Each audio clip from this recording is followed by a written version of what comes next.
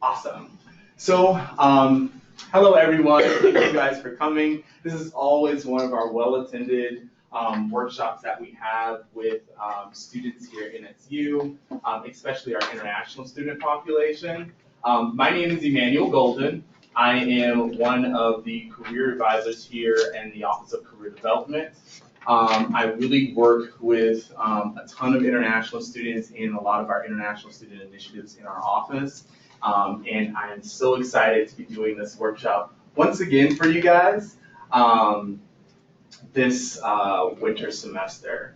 So, some of the things that we're going to be talking about today, and as I stated, feel free to ask questions, interrupt me. I'm a very laid-back presenter, so if you have any questions, just raise your hand or just blurt it out, and I'm definitely here to answer any of your questions. Also, Jeannie is here from the Office of International Affairs. She will definitely be able to answer some of those more technical, in-depth questions that you may have, and I'll be able to answer some of those more so career development type questions. So, let's get started. Awesome. So, some of the things that we're going to be talking about today is how to navigate the American business culture, more so in the etiquette-wise, job and internship search challenges, student visa employment authorizations, and how career development can assist you in your, awesome, sorry, let's get this straight first. There we go. How career development can help you during your career development stages. So, according to the Wall Street Journal, many users are finding that job hunts conducted solely online rarely produce jobs. And so one of the things that we really are stressing to students, and it's beginning to be more so of a trend in our office, is doing networking events. And that's one thing that we're more so starting to stress to international students, is attending networking events, how to network in person and online, because most of those jobs are in the hidden job market. And so you're really going to have to get out there, showcase, who you are, market yourself to employers, and find those job opportunities that are not just, online where you can just click and apply. Most of the job opportunities that even international students are being able to find are through their networking techniques, through LinkedIn, through attending professional conferences, going to some of their networking and employer events on their university campuses, and those types of things. So we're really seeing a huge trend in the amount of students that are gaining employment opportunities by navigating those types of avenues. Awesome.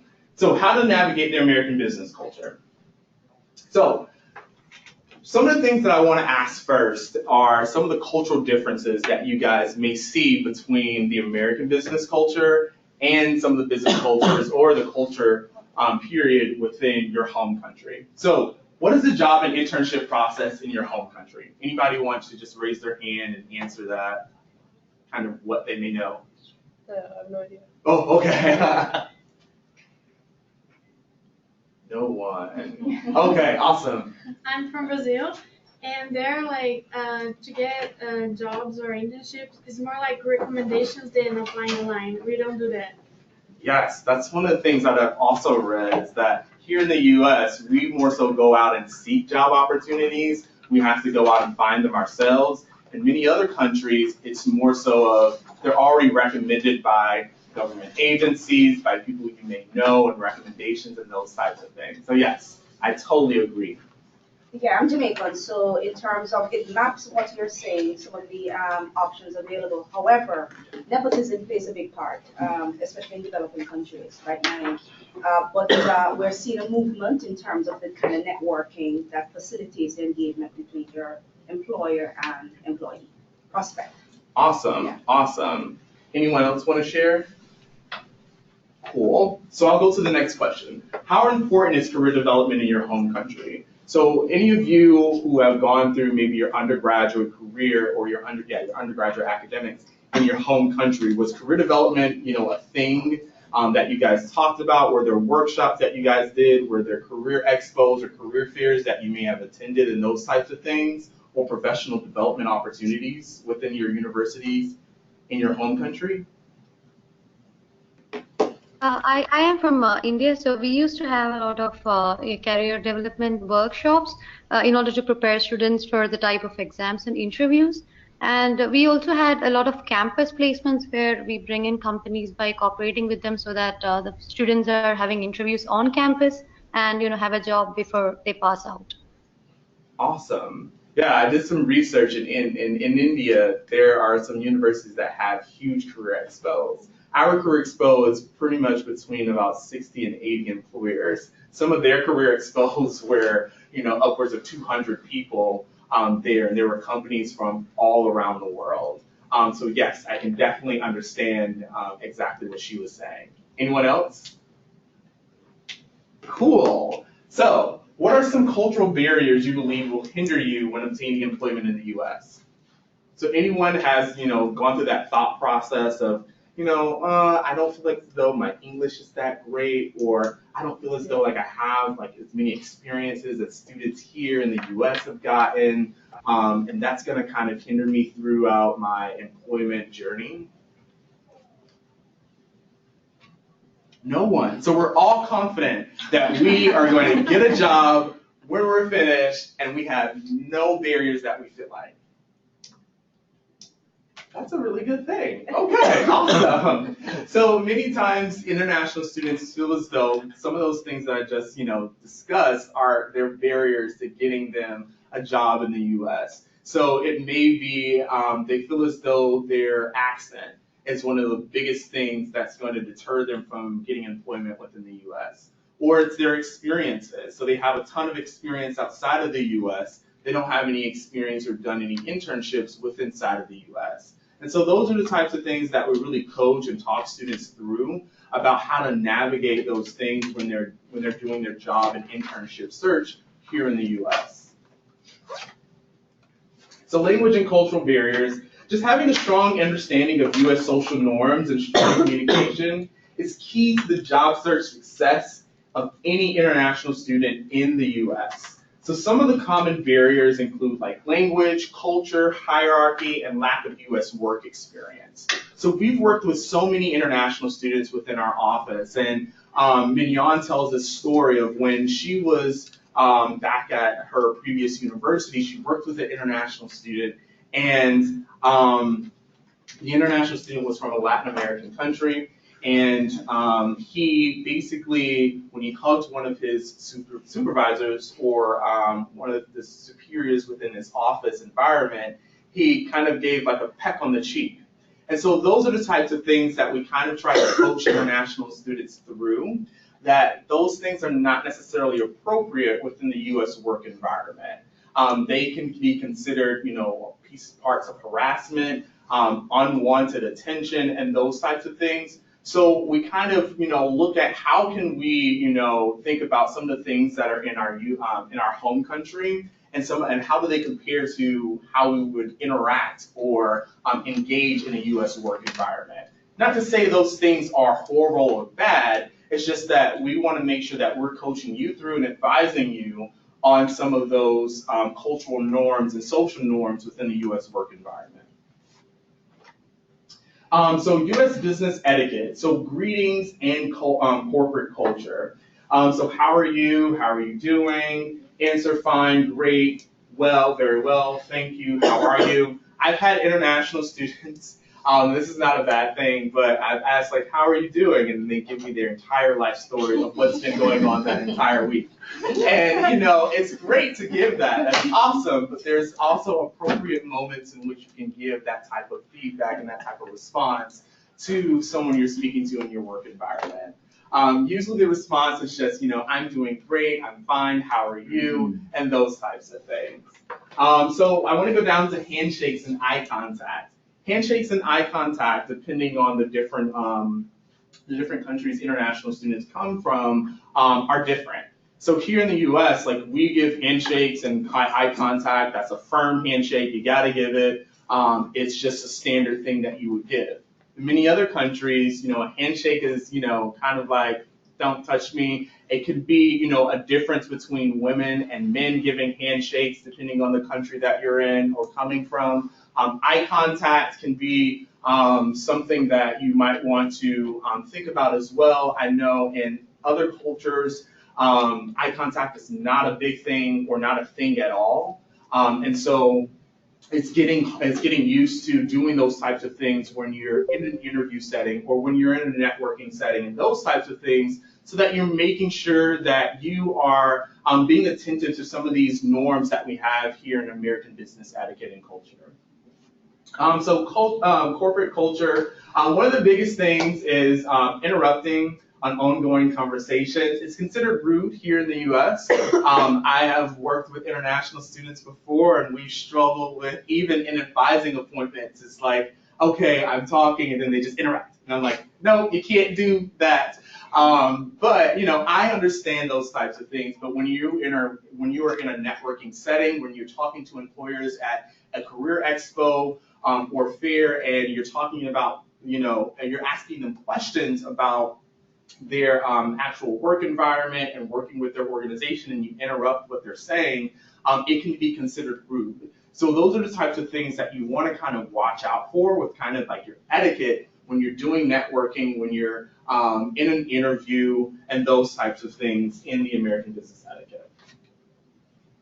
So going on to more so body language, so how you sit, touching, handshakes, smiling, eye contact, and personal space. I know that personal space is one of those things that we also talk about as well. I know at one time I think it was last year, we had an international student who was at one of our career expos, and when we were in the prep steps. So basically, before you go into the career expo, we have prep steps where we can prep you, and you can prep yourself before going into the actual expo, talking to employers and those types of things.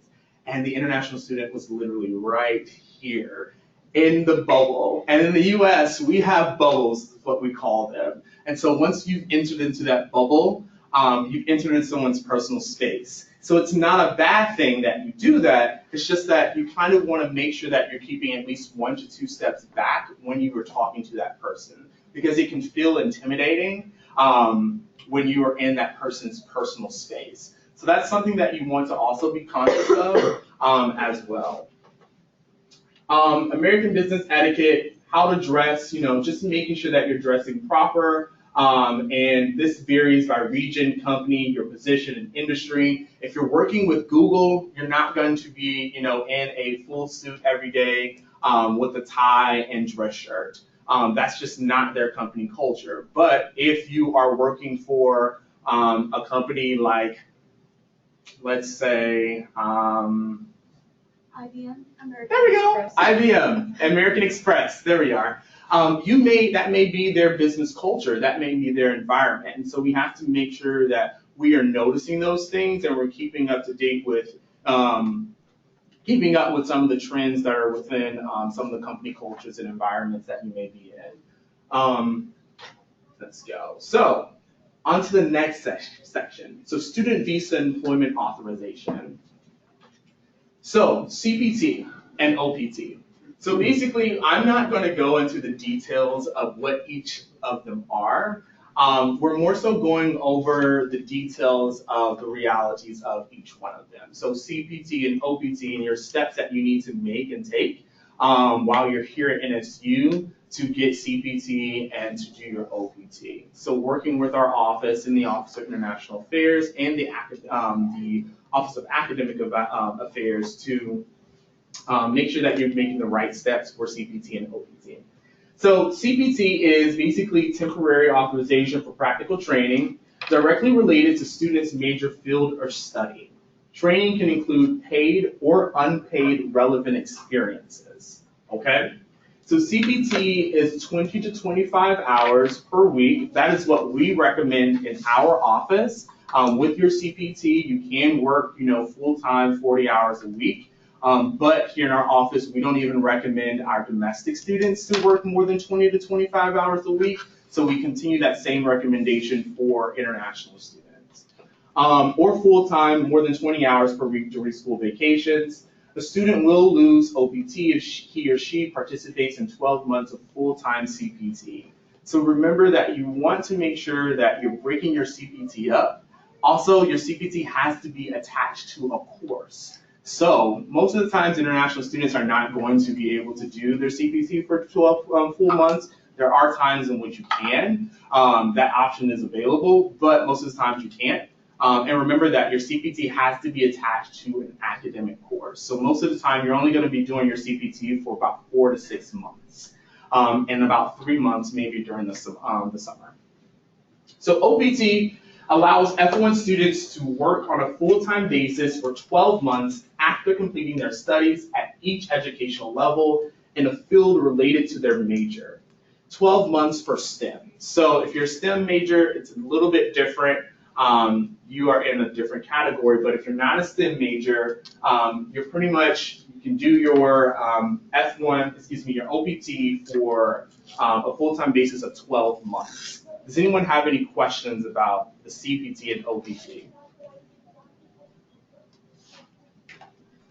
It has to be 12 months to, what about if like you do 8 months of CPT, can you then do your OPT?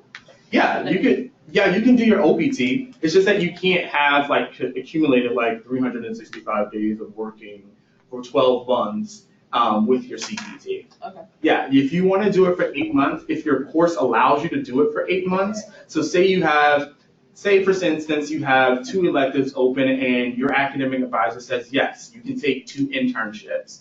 And your employer says, okay, I need you here for 8 months. You'll have to do, basically what you'll do is you'll work during that class for maybe 3 or 4 months. And then when that class ends, you have to stop that internship. And then you can start it back when your next course ends. Okay, but what about the one that goes for the school vacations? That's definitely not going to be related to a class, would it be?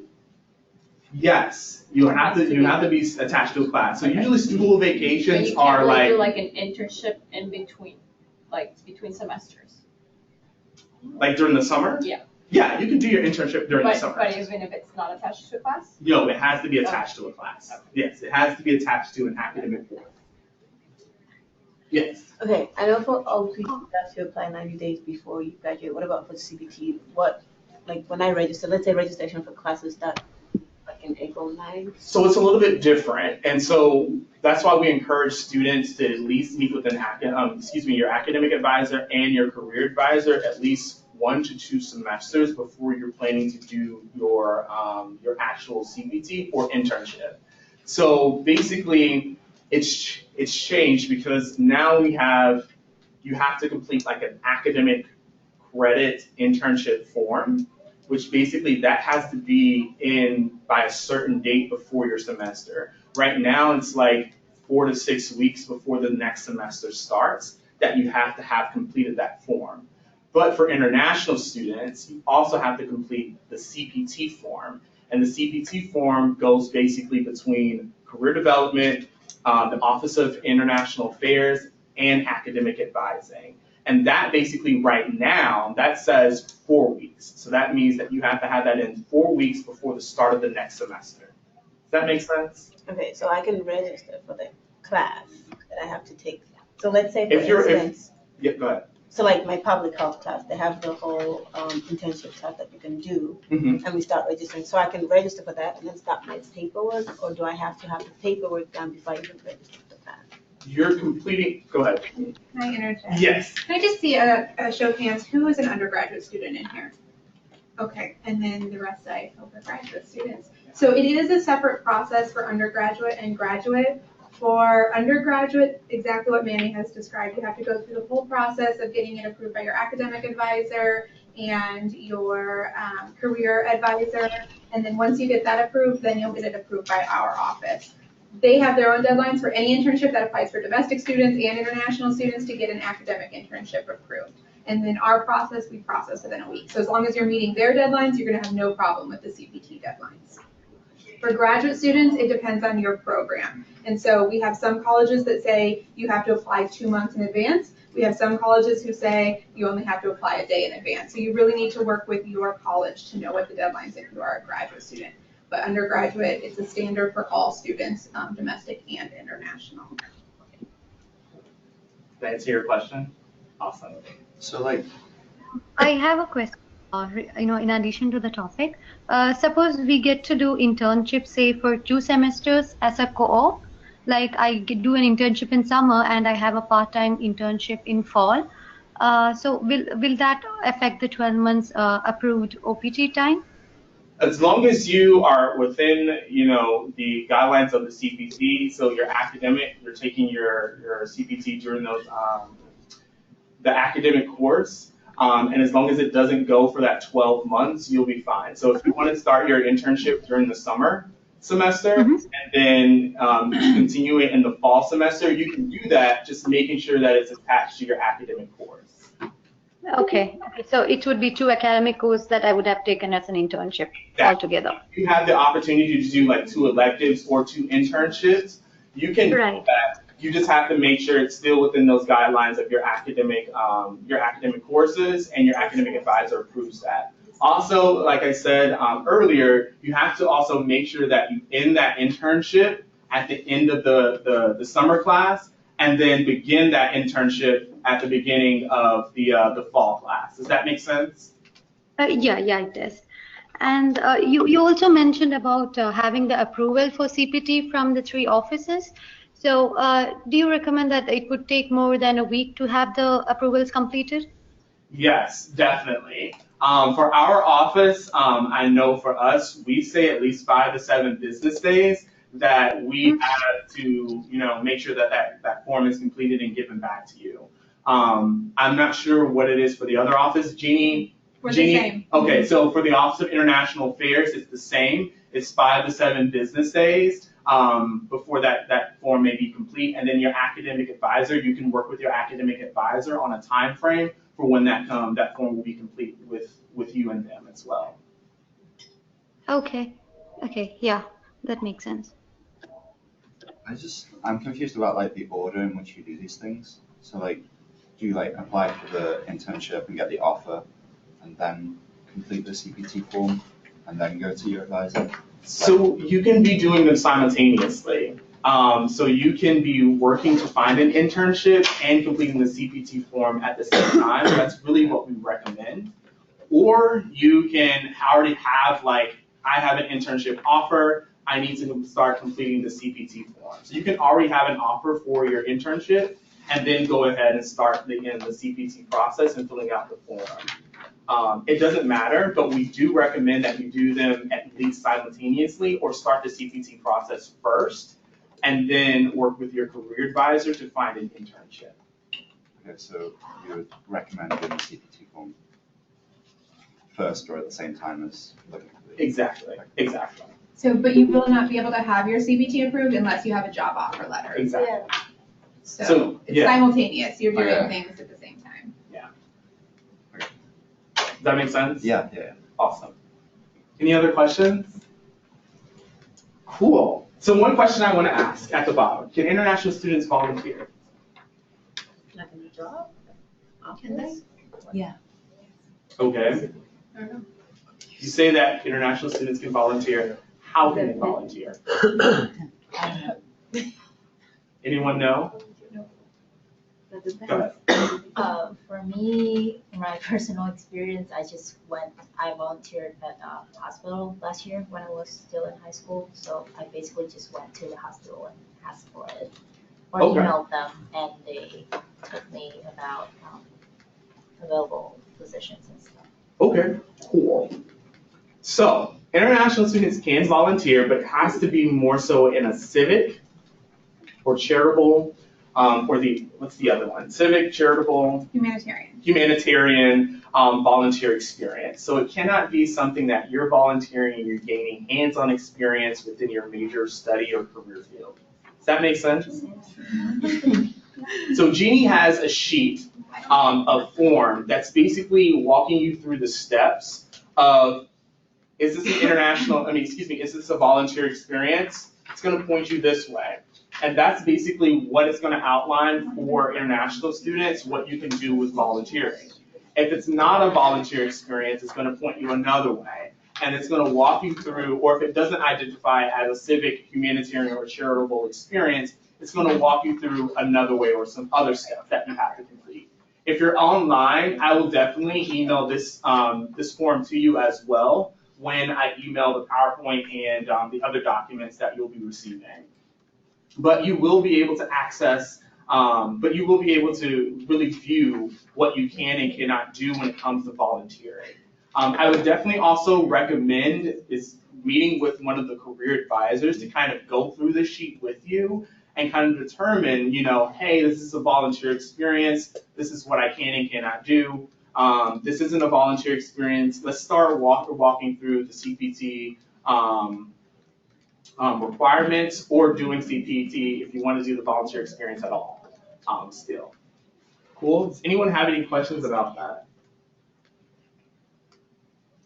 Awesome. No. So 80% of international students intend to work in the U.S. after graduating, yet less than 30% obtain an internship or full-time job offer in the States.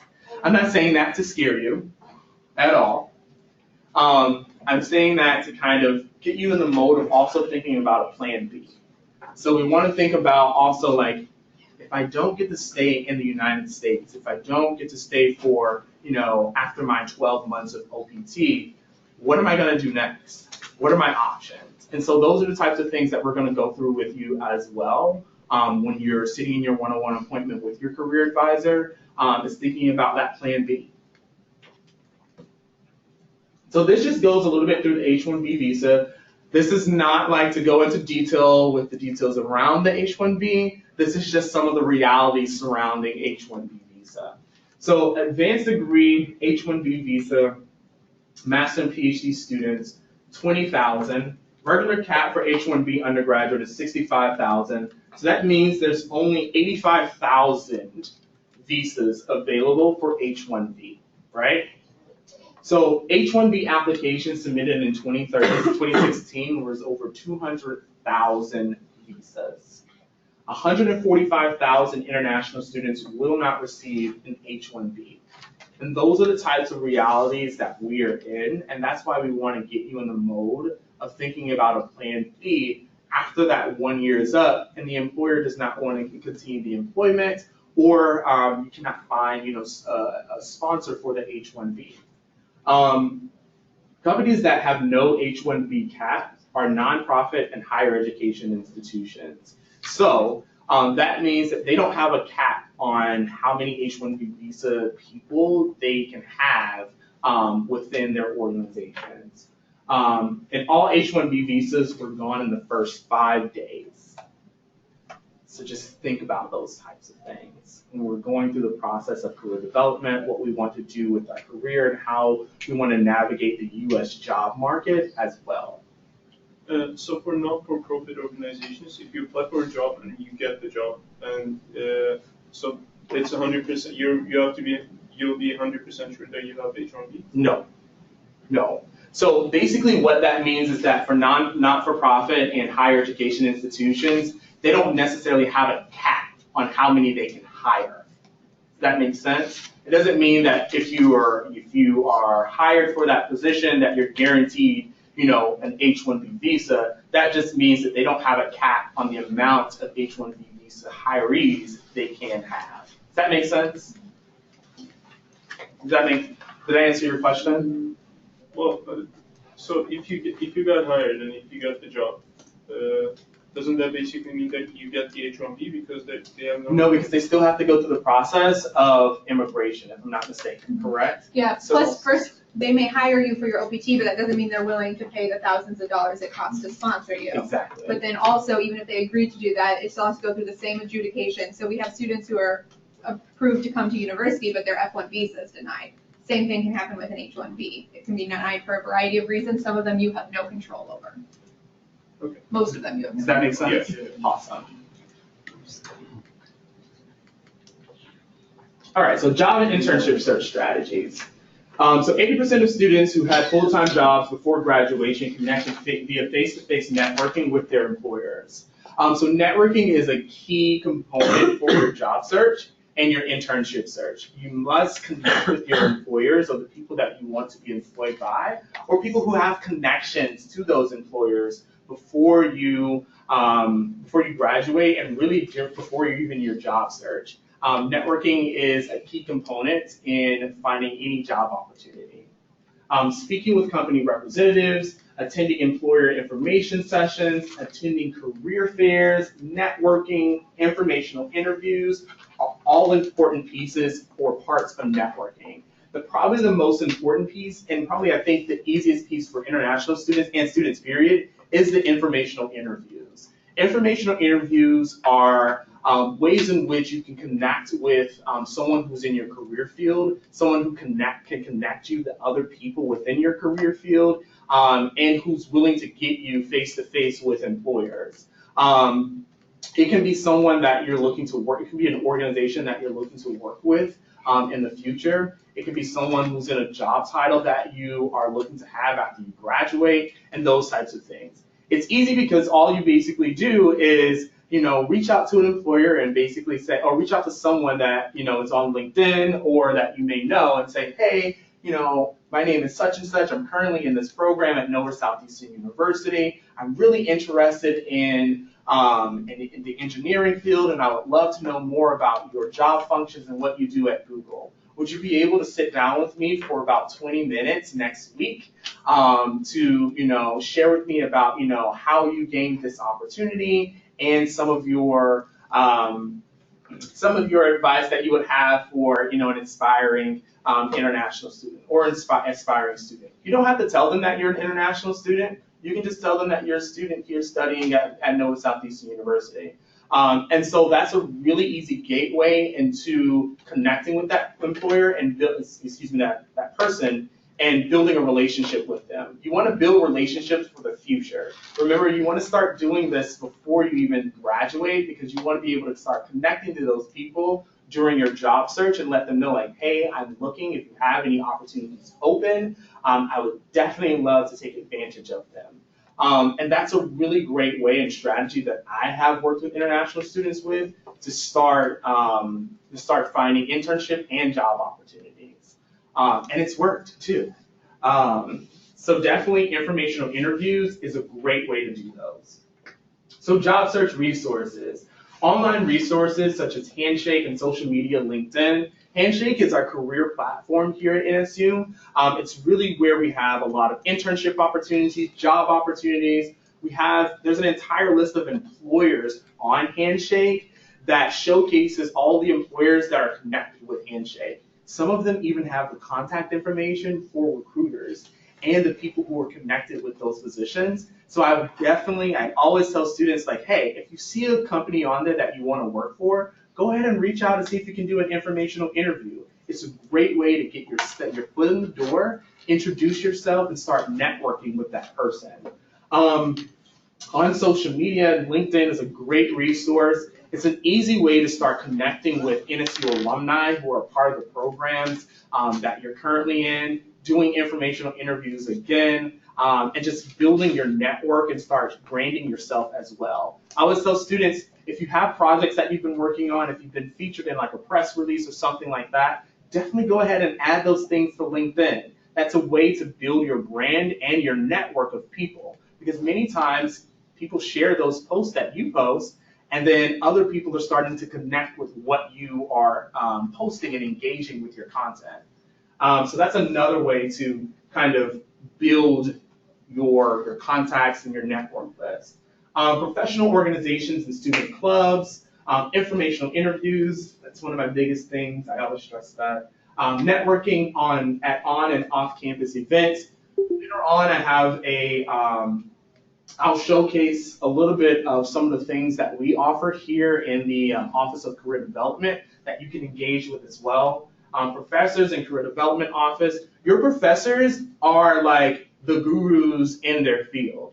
Utilize them to start connecting with people that are in your field as well. Ask your professor, like, hey, do you know anyone that's looking for an intern? Or, hey, would you be able to connect me with this professional and I can ask questions about the career field because I'm really interested. It's all about career exploration, all about networking and building your contacts. as international students, like that is one of the biggest things that you can do, because clicking and applying is not necessarily a thing anymore.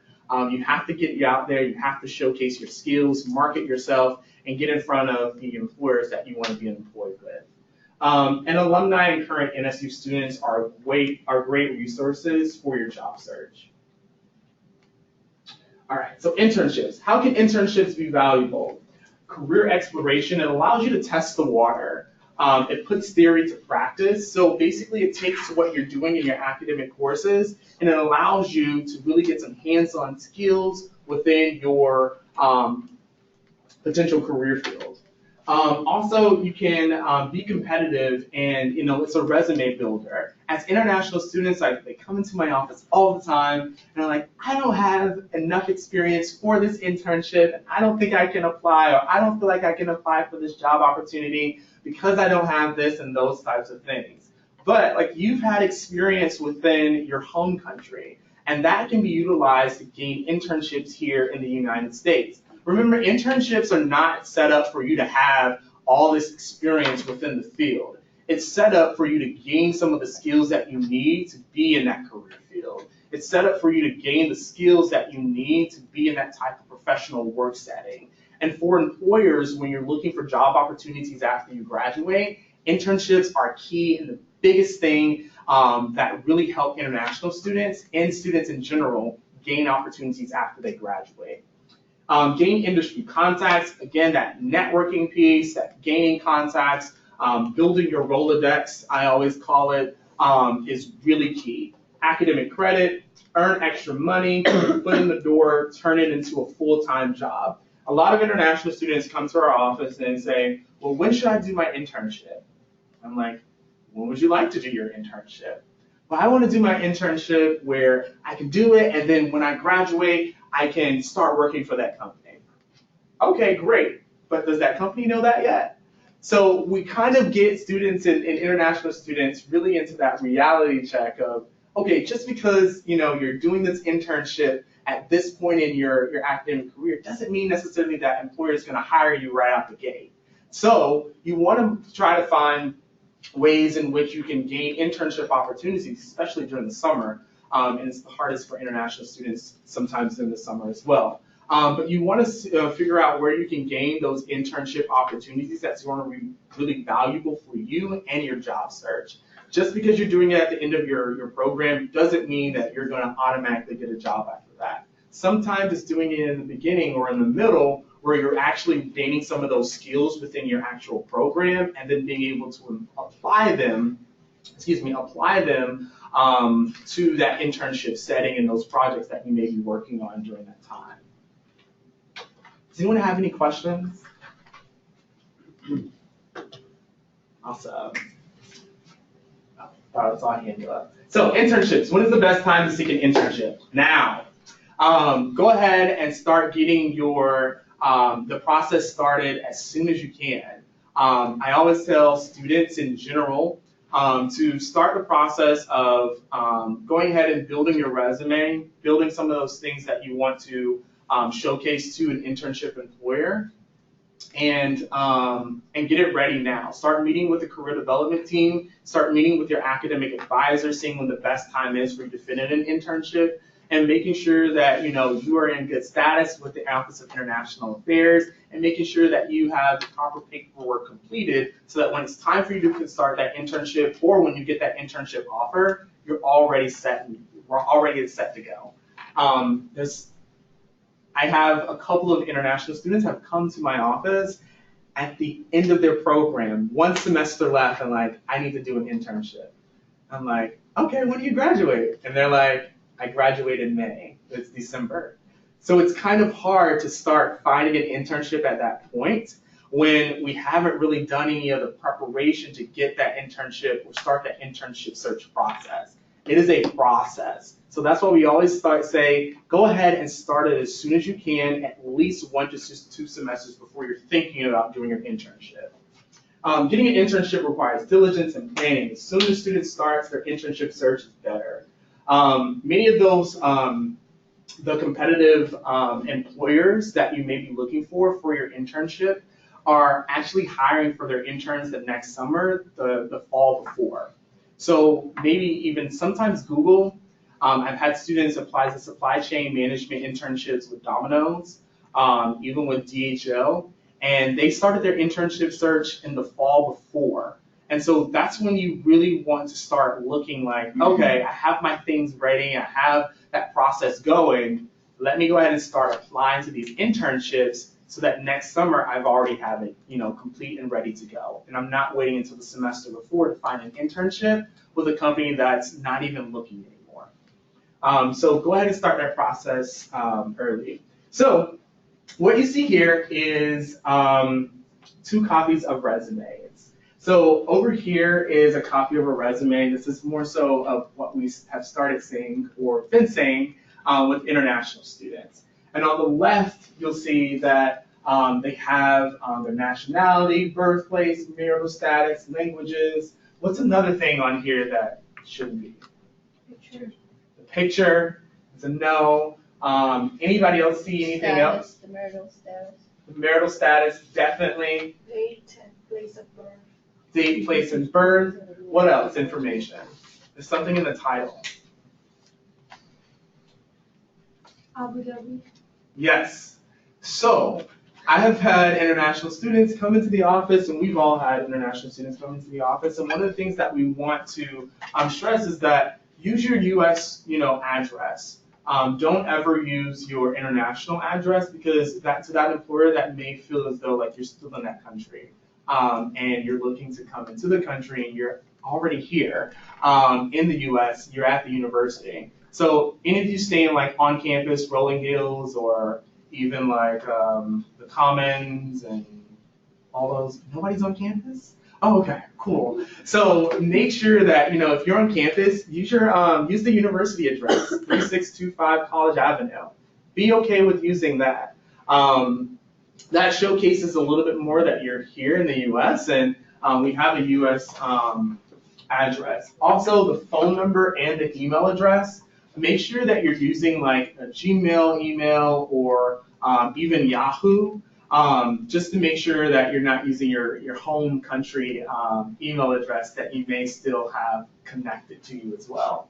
Over here on the right, my left, your right, you'll see one of the resumes that we usually use in our office. This is one of our standard resumes, and actually some of you have probably seen this resume. Anybody seen this resume? Okay.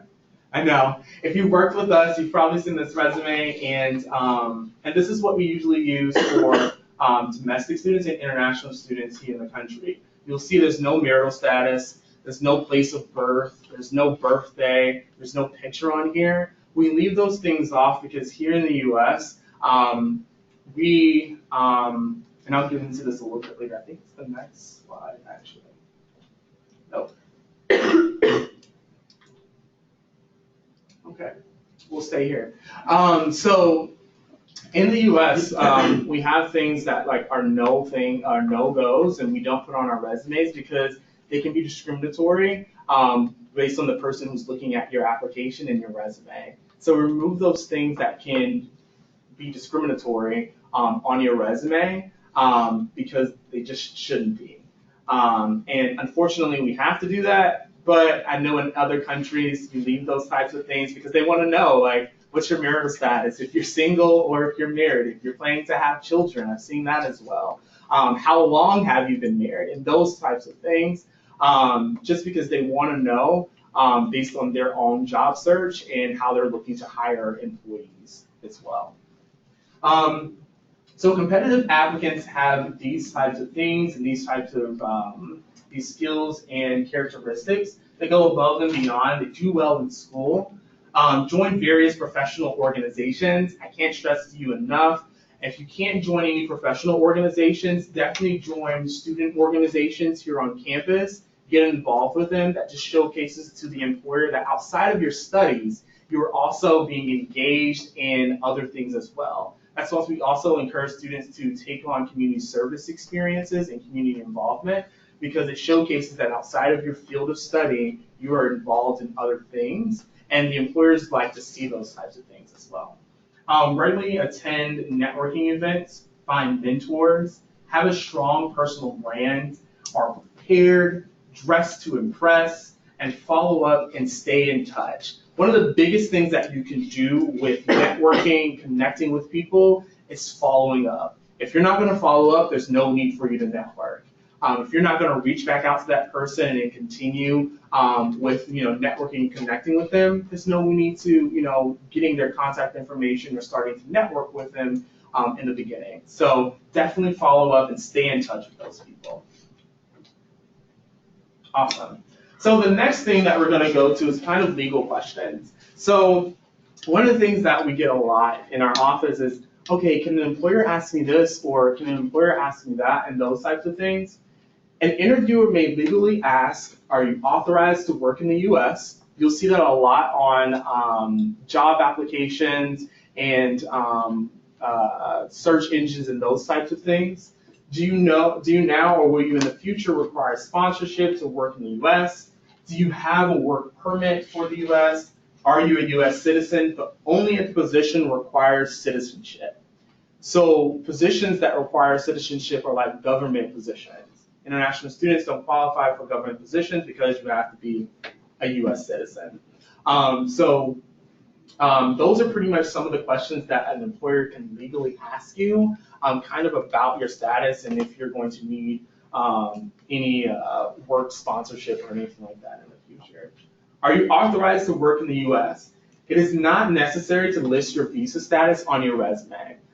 So I haven't seen this before, but you don't have to put your visa status on your resume. You don't have to mention it in your cover letter. You don't even have to tell the employer right then when you're networking with them or even at a career expo or fair. If the employer doesn't discuss your work eligibility during the first round interview, consider mentioning it during the second round. Don't wait until a job offer has been made. One of the things that you don't want to do is you don't want to lead that employer on or waste their job search time. Because if the employer can't hire an international student or not interested in bringing someone on just for a year, then you have kind of wasted that employer's time, and also you may have burned a bridge with that employer. So you want to go ahead and mention those types of things up front. The second interview is really where I say, like, hey, for an international student to mention to the employer about your work status. I think the first interview is really where you can showcase your skills, your abilities, your personality, and really market yourself. And so I don't think that should be a factor in their consideration. But during the second interview, I definitely think like you should mention that towards the end of your interview.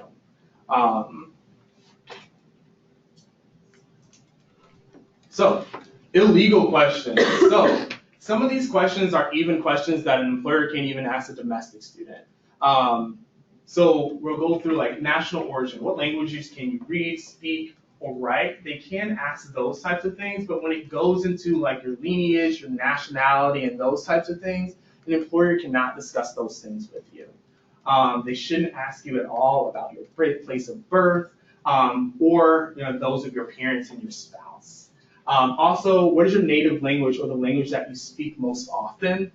They can't ask that as well because that is getting into, like, again, that lineage or nationality and those types of things. They can only ask questions about your languages, can you read, speak, or write, if that language ability is relevant for that actual position. So you'll see positions that say, like, Spanish is required or French is required. So then they can ask this type of questions, but they can't ask, really I call these probing questions, to go dive deeper into your personal life. So citizenship, are you legally authorized to work in the United States? Will you now or in the future require sponsorship for an employment visa status? Those are the types of things they can ask. Those are the types of things that we just literally went over. And then there's a few questions on the side that they cannot ask. Can you produce your naturalization papers? What did you acquire? When did you acquire citizenship? Of which country are you a citizen? And those types of things. Again, that gets back into your nationality and those types of things. So during the interview process, and the interviewer realizes that you have an accent, can they like legally ask you like, where you're from, and they can't. It goes back to place of birth. So legally, they cannot ask that. If they ask like where are you from or anything like that, then I mean, if you feel as though that you want to tell them, feel free, but you don't have to tell them like where you're from. An employer shouldn't ask that at all. To answer your question? Yes. I was about to ask then, how should we refuse to answer them? We can't just say like, I don't want to answer that question. Yeah, that's hard. I haven't had an international student ask me how they should answer that question. The way I would go about it is just, simply stating like, I just don't feel comfortable sharing my home country or my nationality at this point. If you want to, share that at another date or another time after you're employed, then feel free. But that's kind of how I would answer that. It's kind of an awkward question, I'm gonna be honest. It's going to kind of tip the interview feel, but at the same time, the employer shouldn't make that comment and that interview awkward like that. Gina, did you want to share anything? No, I was you can kind of judge motive, and that doesn't mean that you have to answer one way or another, but I mean, I can tell you, as a woman, sometimes there are leading questions about if you have kids, right? And you can guess if the motive is because they want to know, are you available to us 24/7? Mm-hmm. Well, the fact if I have a family or not shouldn't change the, my credentials. So it is hard though. I think your answer is totally right. One thing you never want to do is say, that's an illegal question, because that does totally turn the interview, and now there's probably zero chance that you're going to be getting that offer. Exactly. So just say like something like, oh, we all have our secret, you can kind of be playful with it, like, oh, we all have to have our secrets now, don't we? And that should tip off the interviewer, like, oh, I stepped into territory that I should not have. Exactly. Totally agree with Jeannie's answer. And then the last question is race and ethnicity. An employer can ask nothing about your race and ethnicity. That's a question that they can't even ask for domestic students, people who are citizens. That is a completely illegal question. I don't understand that, because for everywhere you have to put like, oh, you consider yourself Latin, you consider yourself. So employers can't. Basically, That information employers can't see. So that information is actually sent off to an agency. The employer can't see that information when you put in that your race and ethnicity and those types of things, just because, again, it's illegal for them to even ask for that information. They use those for reporting purposes. So to say like, oh, we had, 46% of our applicants were Hispanic, or, 26% of our applicants were male or female, and those types of things, but they can't see your specific answer to those questions. Does that make sense? yeah, no.